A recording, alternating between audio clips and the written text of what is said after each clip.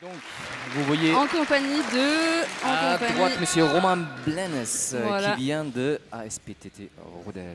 Et de Anna Sacheri. Tout à fait. Donc une belle association des combats français. Oui. Donc ils font la boxe française, Voilà. la canne et le bâton français. Du bâton français traditionnel, exactement. Donc il a quitté la fédération des savates il y a assez peu de temps d'ailleurs, tout simplement parce qu'il souhaitait intégrer des mouvements d'origine de ce sport de combat dans son exercice et dans son association. Ouais. Moi, quand il m'a expliqué, en fait, il fait la démonstration ici de deux méthodes. Donc, une méthode ancienne qui est très proche du maniement de l'épée et d'une méthode moderne qui est plus proche de la canne. C'est une association qui pratique aussi bien la boxe, la canne que aussi l'épée longue et le bâton. Et à terme, Romain aimerait bien aussi développer le sabre français, m'a-t-il confié tout à l'heure. Donc moi j'ai eu le plaisir de l'avoir au téléphone il y a quelques jours. Donc elle m'expliquait que son association, ils sont quand même plus que 80 membres. Oui. C'est une association 83 exactement. 83. Effectivement, c'est une association qui est très peu connue. Très peu connue. Personnellement, moi je ne les connaissais mais pas du tout. Mais en fait, c'est quand même une des plus grandes associations de France. Oui, c'est une des plus grandes associations de France qui sait se faire discrète. Et j'aimerais ajouter quelque chose sur ces 83 participants, ces 83 inscrits, c'est qu'il y a 50% de filles. Oh, ça c'est magnifique. Et ça c'est magnifique. Ça c'est magnifique. Voilà, donc Anna en est la preuve. Voilà, tout le monde est capable de faire ce genre de choses, de pratiquer des arts martiaux historiques. Et c'est formidable. Ah, oui. Et donc la démonstration, on voit des mouvements libres donc du bâton. Oui. Il n'y a pas une chorégraphie véritable qui a été mise en place, c'est vraiment des mouvements libres. La preuve en est.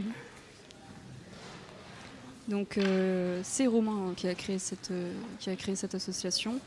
Il pratique, lui pratiquait, donc tu disais de la savate tout à l'heure, et là il pratique depuis 3 ans et c'est pour lui c'est pas forcément à but compétitif, pas forcément pratiquer avec pour but des compétitions, etc., mais plus pour du loisir et aussi de l'autodéfense. Ce qui explique peut-être le nombre de femmes présentes dans cette association. Effectivement, oui. Donc, il a quand même fait une belle carrière à l'intérieur de la Fédération française des savates, car il est diplômé. Il a un diplôme de moniteur savate. Et il fait cet art martial depuis au sport de combat depuis une bonne dizaine d'années. Oui.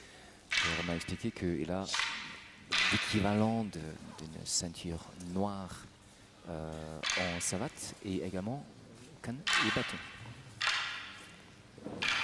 C'est des mouvements très fluides. Quand il m'expliquait tout à l'heure qu'en effet ce sont des mouvements qui se rapprochent assez de l'épée longue. Alors la tenue de l'arme n'est pas forcément la même. L'épée longue, on va la tenir à deux mains opposées. Là, les deux mains sont dans le même sens sur l'arme.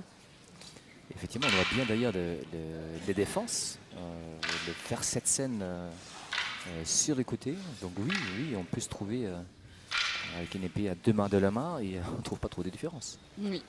Et la taille du bâton fait que ça rend quand même assez bien en spectacle. C'est quand même assez spectaculaire à voir, ces grands mouvements, etc. Donc on voit qu'ils s'amusent quand même bien, ils doivent se connaître très très bien.